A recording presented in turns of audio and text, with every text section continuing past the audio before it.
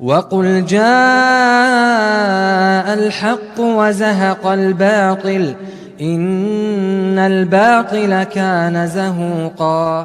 الحمد للہ رب العالمین والصلاة والسلام علی سید الانبیاء والمرسلین نبینا محمد وعلی آلہ وصحبہ اجمعین، اما بعد۔ اعوذ باللہ من الشیطان الرجیم، بسم اللہ الرحمن الرحیم۔ وما آتاکم الرسول فخذوه وما نہاکم عنہ فانتہوا۔ وقال تعالی فی موضع آخر ومن یشاقق الرسول من بعد ما تبین له الہدى وَيَتَّبِعْ غَيْرَ سَبِيلِ الْمُؤْمِنِينَ نُوَلِّهِ مَا تَوَلَّى وَنُصْلِهِ جَهَنَّمَ وَسَاءَتْ مَصِيرًا۔ محترم ناظرین کرام، احباب گرامی، دیگر سامعین، منکرین حدیث پہ میری بات چل رہی تھی کہ کس طرح سے انہوں نے ہیلے بہانے اور بہت سارے اسباب اور محرکات کی بنیاد پر حدیثوں کا، سنتوں کا انکار کیا ہے۔ حالانکہ حجت حدیث ایک متعین اصول ہے، ایک معتبر حجیت کے طور پر اسلام کے اندر مانا جاتا ہے، اور اس کی حیثیت حجیت میں وہی ہے جو قرآن کو حاصل ہے۔ اللہ رب العالمین نے صاف صاف کہہ دیا ہے کہ جو چیز اللہ کے رسول تم کو دیں اس کو لے لو، اور جس کو منع کر دیں اسے رک جاؤ۔ وما آتاکم الرسول فخذوہ وما نہاکم عنہ فانتہوا۔ اللہ کے رسول کو اللہ تعالیٰ نے یہ اختیار دیا ہے، اللہ رب العالمین نے نبی اکرم صلی اللہ علیہ وسلم کو معیار قرار دے دیا ہے۔ تو جو معیار قرآن کا ہے وہی معیار کلام رسول کا بھی ہے۔ وما آتاکم الرسول فخذوہ وما نہاکم عنہ فانتہوا۔ اور جو مخالفت کرے اس کے بارے میں بتا دیا صاف صاف، ومن یشاقق الرسول من بعد ما تبین له الہدی ویتبع غیر سبیل المؤمنین۔ اس کے اندر آپ، اس آیت کے اندر آپ دیکھیں گے، اس کا پہلے ترجمہ سن لیں کہ جو رسول کی مخالفت کرے ہدایت کے آنے کے بعد اور مومنوں کے راستہ کو چھوڑ کر کے، سبیل کو چھوڑ کر کے دوسرا سبیل اختیار کرے تو اس کا کوئی ٹھکانہ نہیں ہے، اس کا سیدھا ٹھکانہ جہنم میں ہے۔ اس آیت کے اندر دو چیزیں بتائی گئی ہیں، ایک یہ کہ رسول صلی اللہ علیہ وسلم کی جو مخالفت کرے، بتائیے یہ مخالفت کیسے لازم آئے گی؟ حدیث ہے نا، آپ تو کہہ رہے ہو صرف قرآن کو مانتے، تو قرآن تو کیا ہے؟ اللہ کا کلام ہے۔ قرآن کا انکار کرو گے تو چلو اللہ کی مخالفت لازم آئی، لیکن رسول کی مخالفت کیسے لازم آئے گی؟ جب تک حدیث کا انکار نہیں کرو گے، حدیث کے اندر داو پیچ نہیں چلو گے، اس کو مختلف چیزیں بتا کر کے انکار نہیں کرو گے، تو کیسے رسول کی مخالفت لازم آئے گی؟ آخر قرآن تو صاف کہہ رہا ہے کہ رسول کی جو مخالفت کرے گا، اور دوسری چیز جو ہے وہ صحابہ کو منہج کو، ان کے راستے اور طریقے کو معیار قرار دیا۔ وَيَتَّبِعْ غَيْرَ سَبِيلِ الْمُؤْمِنِينَ۔ مومنین کون تھے اس وقت جب یہ آیت نازل ہوئی تھی؟ وہ صحابہ کرام تھے، سب سے اولین مقام رکھتے ہیں مومنین کے اندر وہ۔ ان کے راستے کو چھوڑ کر کے جو دوسرا راستہ اپنائے گا پھر اس کا کوئی ٹھکانہ نہیں ہے سوائے جہنم کے۔ نُوَلِّهِ مَا تَوَلَّى وَنُصْلِهِ جَهَنَّمَ وَسَاءَتْ مَصِيرًا۔ برا ٹھکانہ ہے جہنم۔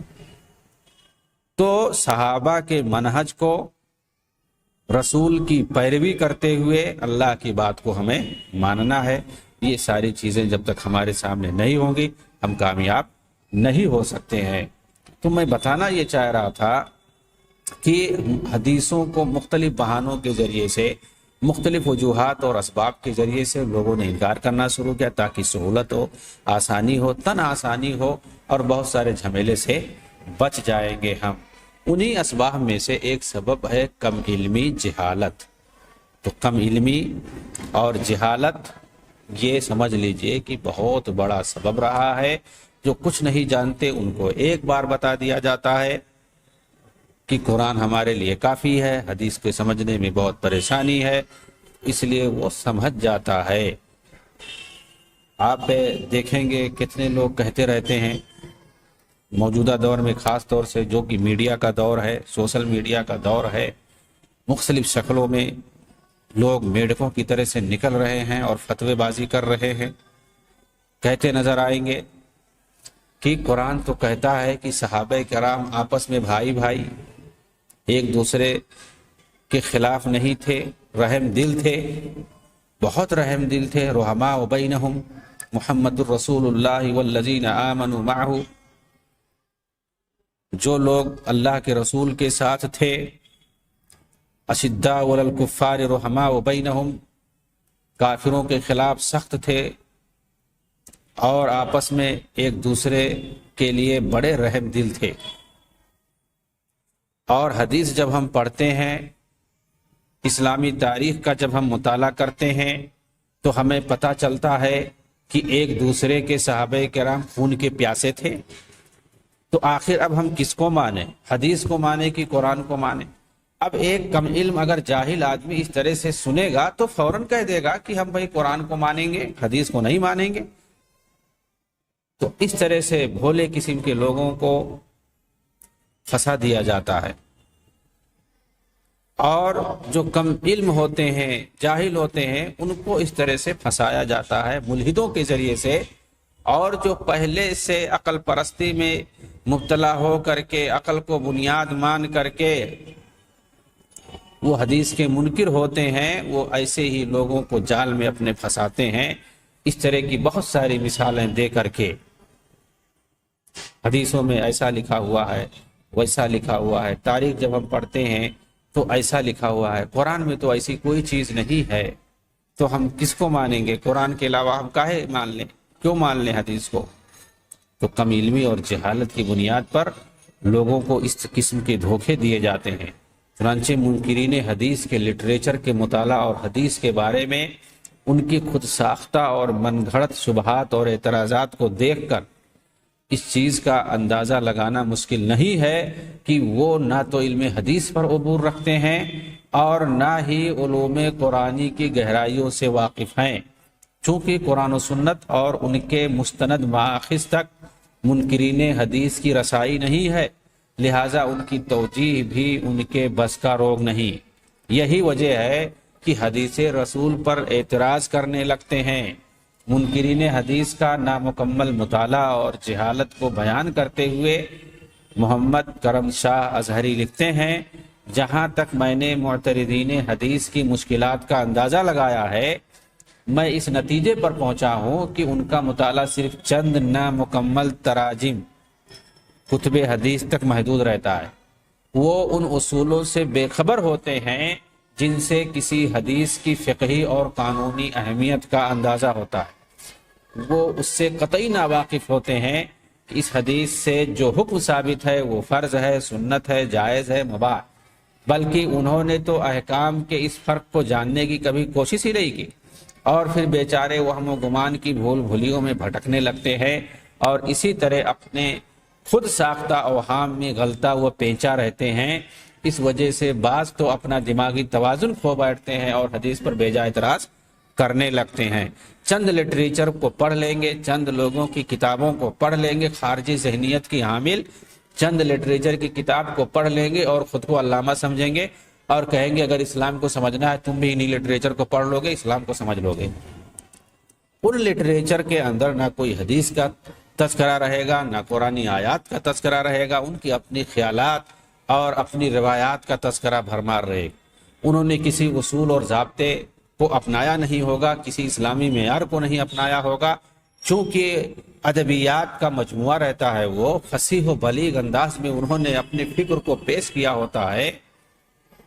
خارجی زدہ ذہنیت اور افکار کو انہوں نے پیش کر دیا ہوتا ہے. بلاغت و فصاحت کے ذریعے الفاظ کے پیچوں میں الجھا دیتے ہیں اس طرح سے اپنے مریدوں کو کہ وہ لوگ اسی میں گم ہو جاتے ہیں، کھو جاتے ہیں اور دوسروں کو دعوت دیتے ہیں کہ اگر اسلام کی حقانیت کو سمجھنا ہے تو آؤ ان لٹریچر کو پڑھ لو.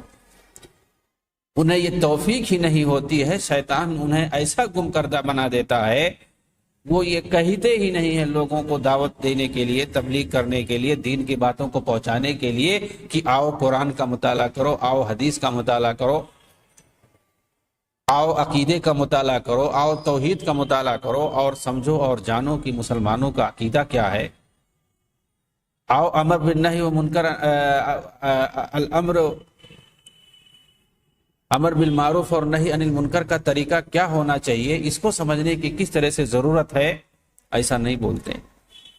ہمارا اگر کسی سے عقیدے میں اختلاف ہے، اگر کوئی بدعتی ہے، کوئی مشرک ہے، اس سے ہم نپٹنا چاہتے ہیں، ہم اس کو کیسے دعوت پیش کریں؟ ایسا کچھ نہیں، ان کے یہاں کوئی معیار ہی نہیں ہوتا ہے۔ نواقض اسلام کون کون ہے اس کو نہیں ہمیں پڑھنا، نہی عن المنکر ہمیں نہیں دیکھنا ہے۔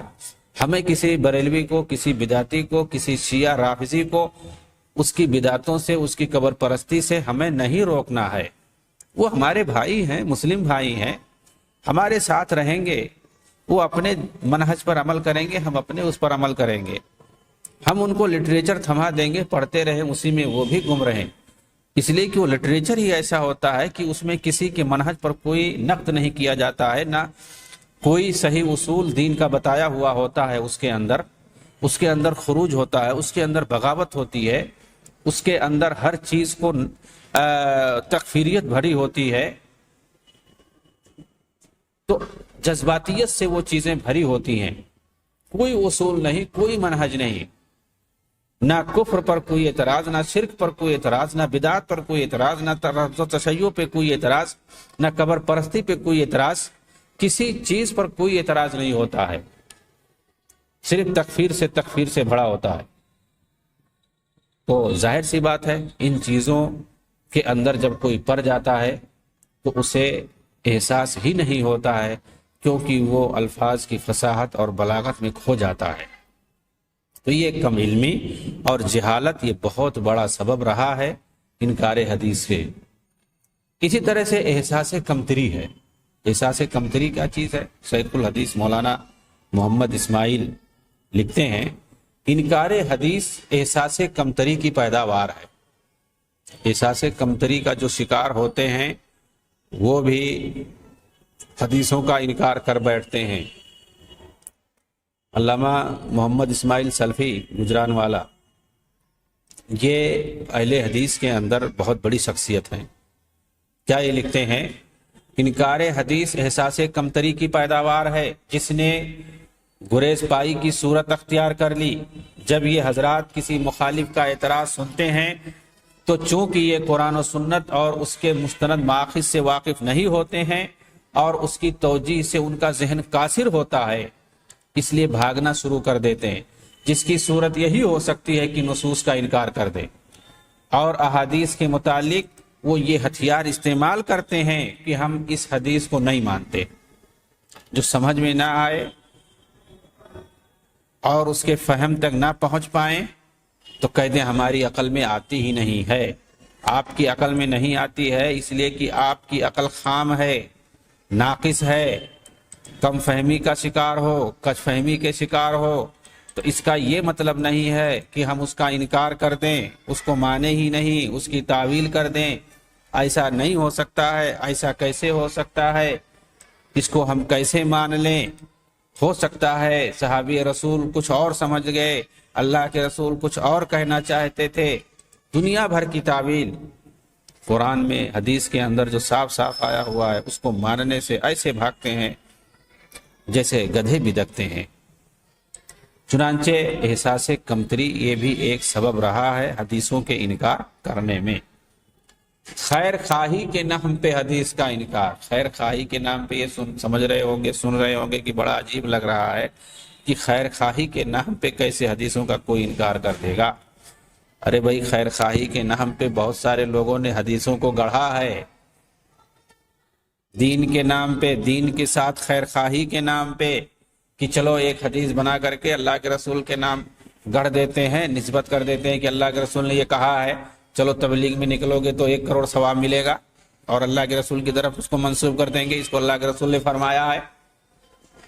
تو ظاہر سی بات ہے، تو یہ خیر خواہی کا جذبہ ہے۔ ایک آدمی جو ہے تبلیغ دین کے لیے، اس کی فضیلت بتانے کے لیے حدیث کر رہا ہے، اسی کو کہتے ہیں خیر خواہی۔ تو دین کے لیے خیر خواہی کے نام پہ حدیثوں کو گڑھا گیا ہے، ایسے ہی دین کے نام پر خیر خواہی پر، دین کے لیے خیر خواہی کے نام پر حدیثوں کا انکار کیا گیا ہے۔ دونوں طرح کے لوگ پائے جاتے ہیں۔ تو یہ خیر خواہی، یہ بیجا خیر خواہی ہے۔ جس طرح سے بہت سارا اخلاص بھی بیجا ہوتا ہے، اخلاص تو ضروری ہے لیکن بہت مرتبہ اخلاص بیجا ہو جاتا ہے اور وہ جو ہے تملق تک پہنچ جاتا ہے۔ ایسے ہی خیر خواہی کا جذبہ بھی ہمیشہ اچھا نہیں ہوتا ہے، جس طرح سے کہ رحم دلی اور رواداری بھی ہمیشہ اچھا نہیں ہوتا۔ اگر کوئی آپ کے ساتھ جہالت کرے تو کیا ہمیشہ آپ جہالت کوئی کرے آپ کے ساتھ تو آپ برداشت کرتے رہو گے؟ نہیں نہیں۔ تو بردباری، رحم دلی، مہربانی، شفقت یہ اچھی چیز ہے، لیکن یہ ہمیشہ کے لیے نہیں۔ ہاں بہت مرتبہ ضرورت پڑتی ہے، سختی کی ضرورت پڑتی ہے۔ تو خیر خواہی کے نحو پر حدیثوں کا لوگوں نے انکار کیا ہے۔ منکرین حدیث جب حدیث کی تاریخیت، حیثیت، ضرورت، حجیت کے موضوع پر لاجواب ہو جاتے ہیں تو انہوں نے انکار حدیث کا ایک انتہائی مؤثر ہیلہ ڈھونڈا ہے، جسے ہم خیر خواہی کے نام پر حدیث کا انکار کہتے ہیں۔ چونکہ ملحدوں، لبرلوں اور بے دینوں کی طرف سے بعض روایتوں پر اعتراض کیا گیا۔ خیر خواہی کسے کہتے ہیں ان کے یہاں؟ جب نہیں سمجھ پاتے ہیں، اعتراض کیا جاتا ہے مغرب کی طرف سے، یورپ کی طرف سے، مستشرقین کی طرف سے، عیسائیوں کی طرف سے، یہودیوں کی طرف سے، صلیبیوں کی طرف سے، صہیونیوں کی طرف سے، ملحدوں کی طرف سے جب یہ اعتراض کیا جاتا ہے کہ بھئی یہ تو حدیث ایسا کہہ رہی ہے، حضرت عائشہ کی شادی کے وقت عمر اتنی چھوٹی تھی، 6 سال تھی، 9 سال تھی، کیسے یہ ہو سکتا ہے؟ غلامی کے جواز کی روایت، غلامی کیا؟ یہ غلامی، اسلام جو ہے لوگوں کو غلام بنانے کے لیے آیا ہے۔ حضرت سلیمان کا ایک ہی رات میں 99 بیویوں کے ساتھ جمع کر لینا، یہ ایک انسان کیسے کر سکتا ہے؟ ایک رات میں 99 عورتوں سے مل سکتا ہے؟ ایک رات کتنے گھنٹے کی ہوتی ہے؟ اب اس طرح سے وہ گڑا بھاگ کرتے ہیں۔ سید مودودی نے ایسے ہی گڑا بھاگ کیا ہے، ضرب لگایا ہے، تقسیم کیا ہے، رات کو گھنٹوں میں، گھنٹوں کو منٹوں میں، اس طرح سے 99 حصہ بنا کر کے تقسیم کیا، کہا ایک رات میں ہو ہی نہیں سکتا ہے۔ اس کے بعد حدیث کا انکار۔ تو اس طرح سے گڑا بھاگ کرنے والے ہیں۔ کذبات ثلاثہ والی روایت جس میں ہے کہ حضرت ابراہیم نے 3 جھوٹ بولے، 2 جھوٹ اللہ کی خاطر، 1 جھوٹ اپنے لیے۔ تو مودودی کا دیکھیے پیمانہ، دیکھیے دو چیزیں تو قرآن میں خود لکھا ہوا ہے۔ وہ 3 جھوٹ کیا ہے جس کو حدیث کے اندر کہا گیا ہے؟ کذبات کا لفظ آیا ہوا ہے، ہم جس کو جھوٹ بول رہے ہیں اردو زبان میں، کوئی ضروری تھوڑی ہے کہ وہی چیز مراد ہے۔ کذبہ کا مطلب عربی زبان میں اور بھی دوسرا مفہوم ہوتا ہے، واقعے کے خلاف کوئی بات بول دینا تاکہ سامنے والا نہ سمجھ پائے، وہ دھوکے میں پڑ جائے، یہ بھی جھوٹ ہوتا ہے، ایہام ہوتا ہے، سامنے والے کو وہم ڈالنا۔ روایتوں میں آتا ہے کذبہ فلان مطلب وہمہ، یعنی اس کو وہم ہو گیا، اس نے جو ہے دوسری بات بتا دی، وہ نہیں یہ مطلب جو ہے یہ کہنا چاہتا تھا لیکن دوسرا بول گیا۔ تو کذب کا لفظ بہت معنوں میں استعمال ہوتا ہے، اور اگر حقیقی معنی میں لیا گیا ہے تو بھی حدیث کے اندر وہ چیز آیا ہوا ہے۔ اور یہ جب ثابت ہے کہ مطلب انہوں نے 2 چیزیں جو بولی ہیں وہ گویا دین کی خاطر انہوں نے بولی ہے، تو کہہ رہے ہیں کہ یہ تو قرآن میں دونوں مذکور ہے اس لیے اس کو ہم مانیں گے، اور ایک چیز جو انہوں نے اپنی ذات کے لیے بولا ہے وہ قرآن میں نہیں ہے، ہم اس کو نہیں مانیں گے۔ تو حدیث کا انکار کر دیا، حالانکہ حدیث کی بات قرآن میں موجود ہے، بل فعلہ کبیرہم ھذا، یہ اس کو حدیث میں لکھا ہوا ہے کہ ایک جھوٹ یہ بھی بولا تھا ابراہیم نے، جب ان کے قوم کے لوگوں نے کہا کہ ابراہیم چلو ہمارے ساتھ میلے میں، تو کہا ہم نہیں جائیں گے، ہم بیمار ہیں۔ تو کیا کہا انہوں نے؟ انی سقیم، میں بیمار ہوں، حالانکہ بیمار نہیں تھے، یہ جھوٹ۔ تو وہاں کہہ رہے ہیں کہ یہ سقیم کا لفظ جو ہے یہ مطلب یعنی ذہنی بیماری مراد ہے، مطلب یہ ہے کہ نفسیاتی طور پر وہ ٹھیک نہیں تھے، وہ جانا نہیں چاہتے تھے، تو انہوں نے کہہ دیا کہ میرا دل نہیں کہہ رہا ہے، مطمئن نہیں ہے تم لوگوں کے ساتھ جانا، اسی کو سقیم کا لفظ استعمال کر دیا ہے۔ اور پھر دوسرا جھوٹ کیا؟ بل فعلہ کبیرہم، جب وہ لوگ واپس آئے پوچھا، اپنے معبودوں کو دیکھا مندر میں جا کر کے تو سارے ٹوٹے ہوئے ہیں، سارے معبودوں کو توڑ دیا، بتوں کو، اور ایک جو بڑا بت تھا اس کو نہیں توڑا، اس کے اوپر ہتھوڑا لٹکا دیا، کلہاڑی لٹکا دی اس کے اوپر۔ پوچھا بھائی ابراہیم تم ہی تھے، تم نے یہ توڑا ہے؟ تو ابراہیم نے کیا کہا؟ میں نے نہیں توڑا بھائی، بل فعلہ کبیرہم ھذا، یہ جو بڑا بت ہے تمہارا یہی توڑا ہے، اس کا کام ہے یہ۔ فَاسْأَلُوهُمْ إِنْ كَانُوا يَنْطِقُونَ، پوچھو اگر بول سکتے ہو۔ تو کہا حالانکہ انہوں نے توڑا تھا، کہہ دیا کہ بڑے نے توڑا ہے، بل فعلہ کبیرہم ھذا۔ تو قرآن میں تو لکھا ہوا تو اس کا انکار نہیں کر سکتے۔ بھائی دو چیزیں قرآن میں لکھی ہوئی ہیں، ان کا انکار نہیں کر سکتے، ایک تیسری چیز ہے تو اس کا کیوں انکار کر رہے ہو؟ انہوں نے اپنی بیوی کو کہہ دیا تھا مصر کے اندر جب گئے تھے ظالم بادشاہ سے بچنے کے لیے کہ ھذہ اختی، میری بہن ہے۔ اس کا جیسے یہاں پہ تعویل کیا گیا ہے کہ ہاں یہ مراد ہے، یہاں یہ مراد ہے، وہاں بھی تعویل کرتے ہیں محدثین کہ وہاں یہ مراد ہے، اس لیے کہ اس وقت ان دونوں کے علاوہ اور کوئی مسلمان نہیں تھا۔ تو ظاہر سی بات ہے وہاں اختی کا مطلب یہ ہے، اختی فی النسب نہیں ہے، اختی فی الاسلام ہے کہ ہماری جو ہے اسلامی بہن ہے۔ اور ہر شخص کوئی بھی اپنی بیوی کو اسلامی بہن کہہ سکتا ہے، اس میں کوئی حرج نہیں ہے، نسبی بہن نہیں کہہ سکتا ہے، لیکن اسلامی بہن، دینی بہن تو کہہ سکتا ہے۔ تو وہاں دینی بہن مراد ہے، یعنی سامنے والے کو وہم میں مبتلا کرنا تھا کہ بہن کہہ دینے سے وہ سمجھ جائے گا، حقیقی بہن سمجھ جائے گا، نسبی بہن سمجھ جائے گا، حالانکہ یہ مراد دل میں کیا لیے ہوئے تھے؟ دینی بہن مراد لیے ہوئے تھے۔ تو اس طرح کی بات ہے، تو وہاں تو تعویل نہیں کر رہے ہیں، کہہ رہے ہیں کہ یہ تو صحیح نہیں ہے، تو غلط ہے، تو اس طرح کی بات ہے۔ تو ان کی جو سمجھ میں آ جائے تو انہوں نے یہ خیر خواہی میں تو میں بتا رہا تھا، اس طرح سے انہوں نے کیا کیا، رجم والی روایت جو ہے بندروں کے رجم والے کی، ایک بندریا کو جو ہے رجم کیا گیا تھا، بندروں نے رجم کر دیا تھا، بخاری میں یہ روایت موجود ہے۔ کیسے ہو سکتا ہے، کیسے کوئی رجم کر دے گا، جانور کیسے رجم کرے گا، کیسے یہ پتا چلا کسی کو؟ تمیم داری والی روایت جن کے بارے میں آتا ہے کہ وہ ایک کشتی پہ سوار تھے اور پھر کسی جزیرے میں چلے گئے، ان کو پتہ نہیں چلا، ہوا اڑا لے گئی، بادبانی کشتی تھی، اور پھر جزیرے میں گئے تو وہاں ایک جساسہ ایک بڑے جانور سے ملاقات ہوئی، اور اس کے بعد وہ اس کو دیکھ کر کے اللہ کے رسول سے بیان کیا تو اللہ کے رسول نے کہا وہ دجال ہے۔ تو اس طرح سے جساسہ والی روایت جو اس کا بھی انکار کر رہے ہیں لوگ۔ تو کہتے ہیں کہ جب ان لوگوں نے، یہودیوں نے، عیسائیوں نے، صلیبیوں نے، مستشرقین نے، ملحدوں نے، لبرلوں نے، بے دینوں نے جب یہ اعتراض کیا اسلام پر، ان روایتوں پر کہ یہ ساری روایتیں تو سمجھ میں نہیں آ رہی ہیں، اس کا کیا مطلب ہے، تو ان لوگوں نے کیا کہا، اصل میں یہ روایتیں ثابت نہیں ہیں، یہ ساری روایتیں نہیں ثابت ہیں۔ تو خیر خواہی میں اپنے دین کو بچانے کے لیے ان روایتوں کا صاف صاف انکار کر دیا کہ یہ روایتیں نہیں صحیح ہیں، یہ ثابت ہی نہیں ہیں، ان کو نہیں ماننا، انکار کر دیا۔ تو اسی کو کہتے ہیں خیر خواہی کے جذبے کے تحت انہوں نے حدیثوں کا انکار کیا ہے۔ تو مودودی صاحب نے بہت ساری روایتوں کو خیر خواہی میں انکار کیا ہے، اور اس طرح سے بہت سارے منکرین حدیث جو ہیں وہ جزئی طور پر اس طرح سے انکار کرنے والے موجود ہیں۔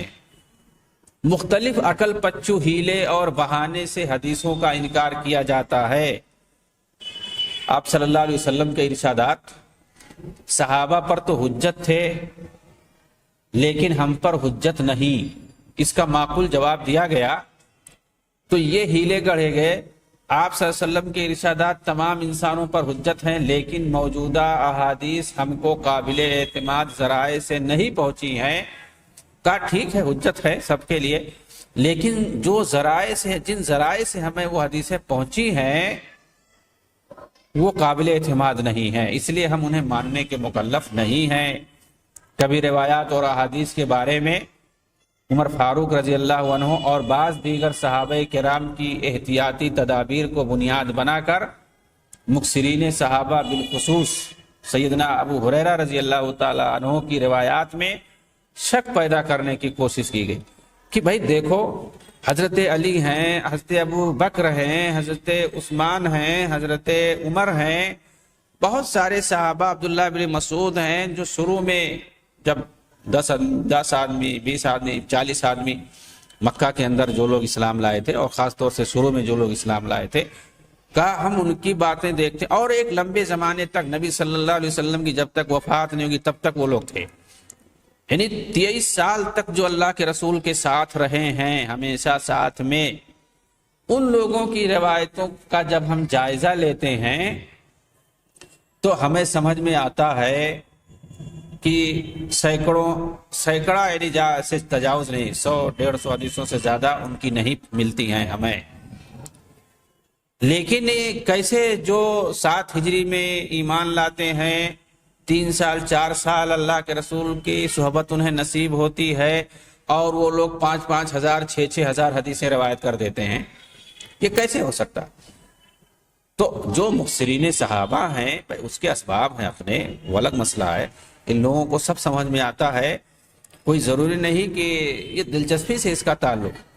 بہت سارے لوگ صرف اسی لیے وہاں پڑے ہوئے تھے باقاعدہ مدینہ کے اندر، وہ صرف تعلیمات حاصل کرتے تھے۔ آپ اس وقت بھی دیکھیے کیا دین سے رغبت رکھنے والے، حدیث کی تعلیم، قرآن کی تعلیم سے رغبت رکھنے والے کتنے لوگ پائے جاتے ہیں؟ آپ بتائیے مسلمانوں میں کتنے پرسنٹ ہوں گے اس وقت جو قرآن اور حدیث کو سیکھ رہے ہیں، قرآن اور حدیث کو جو یاد کرنے والے ہیں؟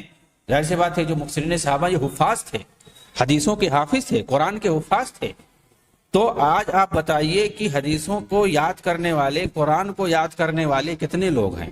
کتنے لوگ یاد کرتے ہیں؟ کتنے لوگ پڑھتے ہیں حدیث کو؟ بخاری، مسلم، ابو داؤد، ترمذی، نسائی، ابن ماجہ، ان سب کو پڑھنے والے کتنے لوگ ہیں؟ کتنے پرسنٹ ہیں اس وقت؟ آپ یہ بتا دیجئے۔ تو کیا آپ ان لوگوں کا موازنہ، جو لوگ حدیث سے دلچسپی رکھتے ہیں، حدیثوں میں جو لوگ محنت کرتے ہیں، ان لوگوں کا موازنہ دوسرے تمام لوگوں سے کریں گے؟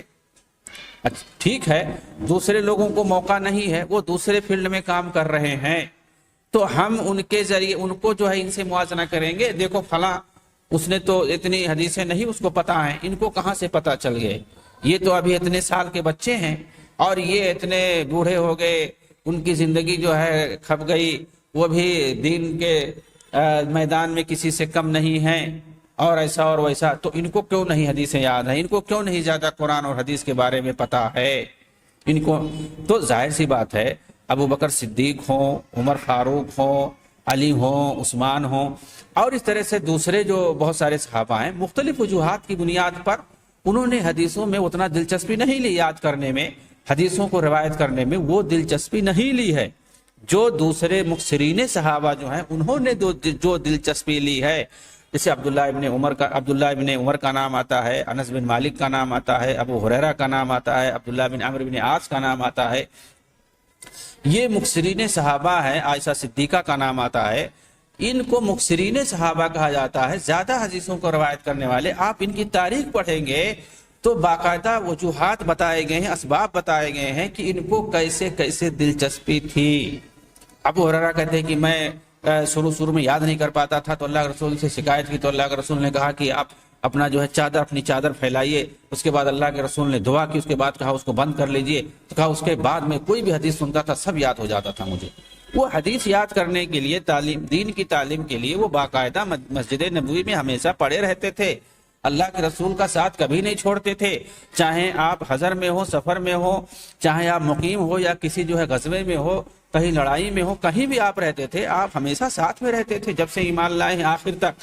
جب اللہ کے رسول کی وفات ہوگی تو یہ بھی مدینہ چھوڑ کر کے چلے گئے، شام چلے گئے، اور وہاں پر دین کو تبلیغ کیا، دین کو پھیلایا وہاں پر۔ تو جو حدیثیں انہوں نے یاد کی تھی، اس لیے نہیں یاد کی تھی کہ اس کو صرف محفوظ کر کے رہ جائیں، اللہ کے رسول نے دعا کی تھی ان کے لیے، تو اور اس کے بعد وہ کبھی نہیں بھولتے تھے، جو حدیثیں سنتے تھے اس کو یاد کر لیتے تھے، اور اس کے بعد جا کر کے انہوں نے تبلیغ کیا ہے۔ حضرت انس رضی اللہ تعالیٰ عنہ 10 سال مکمل اللہ کے رسول کے ہر پل ہر لمحہ ان کے ساتھ رہتے تھے، ان کو خادم رسول کے نام سے جانا جاتا ہے۔ عبداللہ ابن مسعود کی یہی حالت ہے، وہ اللہ کے رسول کے ساتھ ہمیشہ رہتے تھے۔ نبی صلی اللہ علیہ وسلم کی جو استعمال کرنے والی چیزیں ہوتی تھیں، جیسے پانی ہے، وضو کا پانی ہے، ضرورت پڑتی تھی جوتا سیدھا کرنا، اس طرح کی چیزوں کو وہ ہمیشہ اللہ کے رسول کے ساتھ رہتے تھے، ضروریات کو لاتے تھے اور اللہ کے رسول کے لیے دیتے تھے، تو وہ ہمیشہ آپ کے ساتھ رہتے تھے۔ عائشہ صدیقہ رضی اللہ تعالیٰ عنہ آپ کے ساتھ ہمیشہ رہتی تھی، ساری چیزیں، معمولی باتیں، ہر چیزیں آپ پوچھتی رہتی تھی۔ شوق تھا، جذبہ تھا، ان لوگوں کو لگن تھی، اور ان کا کوئی اور کام نہیں تھا، یہ آپ کہہ سکتے ہیں، اس کے علاوہ اور کوئی کام ہی نہیں تھا۔ آپ خلفائے اربعہ کی بات کرتے ہیں، ان کے تو بہت سارے کام تھے اور بہت ساری چیزیں تھیں، ان کے ذمہ داری وہ یہ لوگ کرتے تھے، اور سب سے بڑی چیز دلچسپی ہوتی ہے۔ عبداللہ ابن عمرو بن عاص کہتے ہیں کہ دوسرے لوگ تو لکھتے نہیں تھے، لیکن میں لکھ لیتا تھا، جو بھی اللہ کے رسول سے سنتا لکھ لیتا۔ کچھ لوگوں نے اعتراض کیا تو میں نے اللہ کے رسول سے وہ بات بتائی، تو کہا کہ میرے منہ سے جو ہے سب سچ نکلتا ہے، تم لکھتے رہو۔ تو کہا پھر میں لکھنا شروع کر دیا۔ ظاہر سی بات ہے دلچسپی تھی ان کو، وہ لکھتے تھے، تو انہوں نے حدیث کو زیادہ روایت کیا ہے۔ تو جو مکثرین صحابہ ہے اس کی کوئی نہ کوئی وجہ ہے، اس لیے انہوں نے زیادہ حدیث روایت کی ہیں۔ آپ یہ نہیں کہہ سکتے ہیں کہ انہوں نے زیادہ حدیث روایت کر دی، یہ عجم کا شاخسانہ ہے، وہ ایسا ہے، وہ کیوں نہیں یاد کر پائے، ان کو زیادہ کہاں سے یاد ہو گئی۔ کوئی عجم سے تعلقات رکھتے تھے تو ان کے لیے سیاسی اعتقاد محرکات کو نمایاں کر کے، تو ایسے لوگوں کی انہوں نے روایتوں میں تشکیک پیدا کرنے کی کوشش کی ہے اور کہا یہ سب عجمی سازش ہے۔ مطلب یہ ہے کہ غیر عرب نے ایسا بہت ساری روایتوں کو گڑھ کر کے ان لوگوں کے نام منسوب کر دیا کہ روا ابو ہریرہ یا ابو ہریرہ نے روایت فلاں روایت کیا، اس طرح کی بات۔ اور راوی کے لیے عجمی و فارسی ہونا بھی موجب تان قرار دے دیا۔ تو کوئی راوی اگر ہے وہ چاہے عرب کا ہو غیر عرب کا ہو، اس سے مسئلہ نہیں ہے کہ اگر کوئی عربی نہیں ہے تو ہم کہیں گے وہ روایت قابل قبول نہیں ہے۔ اس کو تو آدمی کے اوپر بیس کرتا ہے، بنیاد کرتا ہے کہ جو روایت کر رہا ہے وہ مسلمان ہے، صحیح عقیدے کا عامل ہے یا نہیں ہے، چاہے کوئی وہ جزیرۃ العرب کا ہو یا غیر جزیرۃ العرب کا ہو، ہاشمی ہو غیر ہاشمی ہو، قریشی ہو غیر قریشی ہو، انصار ہو مہاجر ہو، کوئی بھی ہو، اگر کوئی روایت صحیح ہے اور روایت کرنے والا وہ صحیح عقیدے کا حامل ہے، مسلمان ہے اور وہ جھوٹ نہیں بولتا ہے، جو روایت کے جو ضابطے ہیں، جو طریقے ہیں، جو اصول ہیں، اس کے مطابق اگر فٹ ہے تو پھر اس کے بعد وہ روایت قابل قبول ہوگی، نہیں تو نہیں ہوگی۔ تو یہ عجمی اور غیر عجمی، فارسی اور غیر فارسی کا جو ہے شاخسانہ قرار دینا اور ایسی بات کرنا، تعویل کرنا، ایرانی سازش کے افسانے گڑھے گئے۔ کہا گیا کہ وفات نبوی کے سینکڑوں سال بعد بعض ایرانیوں نے ادھر ادھر کی محض سنی سنائی اٹکل پچو باتوں کو ذخیرہ جمع کر کے انہیں متفرق اور متضاد روایتوں کو صحیح حدیث کا نام دے دیا۔ تدوین حدیث کے عمل کو دوسری اور تیسری صدی کی کوشش قرار دیا گیا۔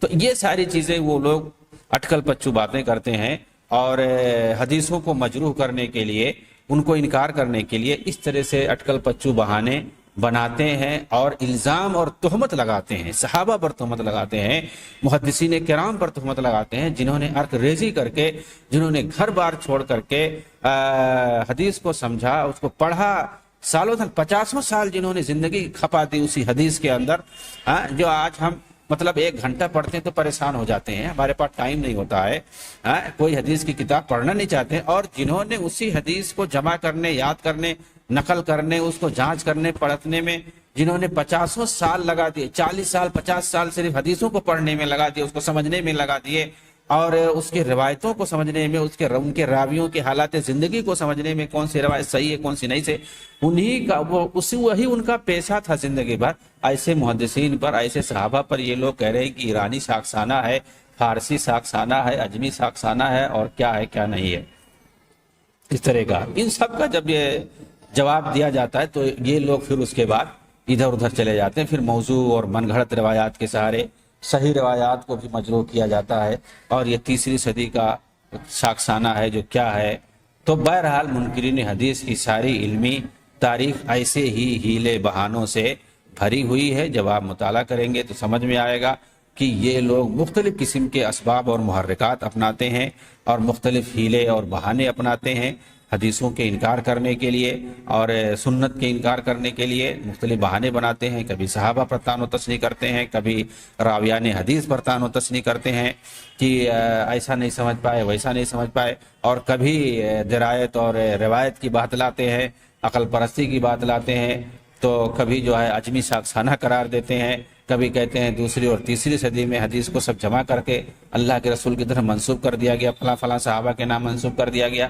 دنیا بھر کی من گھڑت کہانیاں، جو کہانیاں، جن کہانیوں کو ان کے مستشرقین آقاؤں نے جو سمجھا دیا ہے، وہی سب یہ لوگ گڑھ کر کے، سب پی کر کے عوام الناس میں مشہور کرتے ہیں، سوشل میڈیا پر مشہور کرتے ہیں، اور اس طرح سے انہوں نے کتابوں کو تالیف کر کے، مختلف کتابوں کو حدیثوں کے نام پر تالیف کر کے کتابوں کو حدیثوں کا یہ انکار کرتے ہیں۔ اللہ تعالی ہمیں ان مکروہ کارناموں اور ان ناکام کوششوں سے اللہ رب العالمین ہم سب کو بچائے۔ اللہ رب العالمین حدیثوں کی حفاظت فرمائے، آمین۔ وآخر دعوانا ان الحمدللہ رب العالمین۔ السلام علیکم ورحمۃ اللہ وبرکاتہ۔